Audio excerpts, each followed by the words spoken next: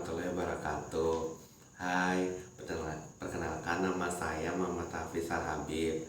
Saya akan menceritakan faktor lingkungan eksternal yang mempengaruhi diri saya sekarang. Semenjak SMA, saya sangat menyukai pelajaran matematika, dan saat itulah saya bercita-cita untuk berkuliah dengan jurusan yang sama, yaitu matematika. Karena pada awalnya menurut saya berkuliah dengan jurusan yang saya minati dan saya gemari akan menjadi kunci kesuksesan saya di masa yang akan mendatang. Singkat cerita, saya lulus SMA di salah satu SMA di Bogor, dan saya mencoba untuk mendaftarkan diri ke universitas dengan jurusan yang awalnya saya tuju, yaitu matematika. Saya mendaftarkan diri ke universitas, yaitu di IPB dan ITERA melalui jalur SBMPTN. Akhirnya dengan usaha saya diterima di kampus ITERA yang terletak di Lampung. Saya sangat senang karena apa yang saya cita-citakan akhirnya tercapai. Tapi ternyata tak semua yang saya impikan berjalan dengan baik. Banyak rintangan yang saya lewati, salah satunya pertemanan. Pada saat itu saya merasa pertemanan saya toksik atau tidak baik, karena teman kampus saya selalu saja mengomentari apa yang saya lakukan atau bicarakan. Mereka terlalu mengatur dan mencampuri urusan saya dan membuat saya tidak nyaman. Dan ketika saya tidak menuruti apa kata mereka mengacuhkan saya. Berbulan-bulan dan tak terasa 2 semester saya jalani, dan saya tidak nyaman terus-menerus dengan lingkungan yang tidak menerima saya apa adanya. Akhirnya saya memutuskan pindah kuliah, dan ya, disinilah saya sekarang di kampus ABK PMI yang saya cintai, dan yang lebih penting saya mendapatkan ilmu baru.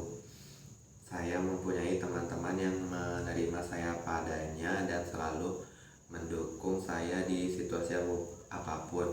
Inilah kisah saya dan saya bahagia. Assalamualaikum warahmatullahi wabarakatuh. Perkenalkan, nama saya Muhammad Atorik, mahasiswa ABK PMI Angkatan ke-5 dengan nomor NIM 2020051018. Saya membuat video ini untuk memenuhi tugas psikologi, dan kali ini saya akan menceritakan kisah saya tentang faktor lingkungan eksternal yang mempengaruhi hidup saya. Jadi saya itu sebelum saya berkuliah atau masa-masa saat SMP atau SMA, saat sekolah, saya merupakan orang yang tidak tepat waktu. Jadi semisal ada perjanjian untuk berkumpul pukul 10, saya biasanya datang paling akhir, atau biasanya malah pukul 10 itu saya baru jalan. Dan kemudian semua itu berubah ketika saya menjadi orang yang menunggu teman-teman saya. Ketika saya menjadi orang yang tepat waktu, teman-teman saya pun akhirnya juga ikutan ngaret seperti saya waktu itu.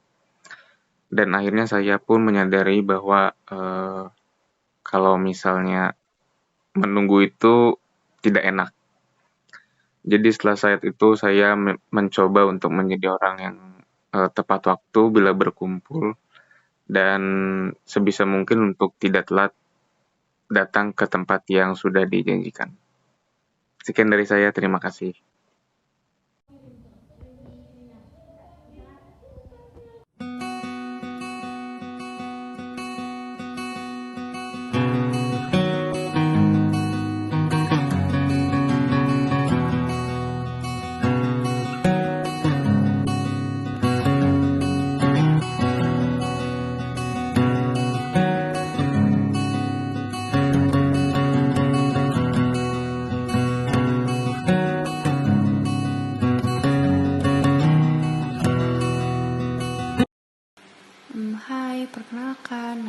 dari keserian Dianingsih, faktor lingkungan eksternal yang mempengaruhi diri saya sekarang yaitu self-healing. Apa sih self-healing itu? Self-healing atau proses di mana kita memberi ruang dan waktu pada diri sendiri untuk menyembuhkan luka dari masa lalu. Artinya self-healing membantu kita belajar untuk dapat memotivasi diri sendiri ketika menghadapi masalah. Salah satu self-healing yang saya lakukan yaitu melihat pemandangan. Dengan melihat keindahan alam, pikiran seseorang dapat terbuka kembali karena hawa dan udara baru yang dirasakan dapat menenangkan jiwa seseorang.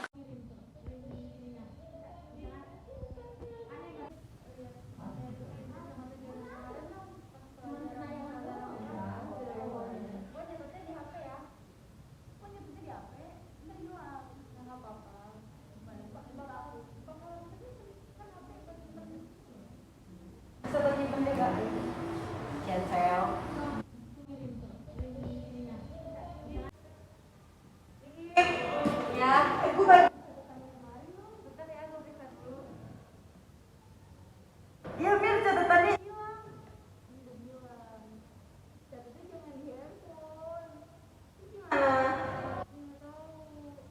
Gimana dong? Makanya catatnya tuh beneran di buku dong. Catatnya di buku deh. Iya.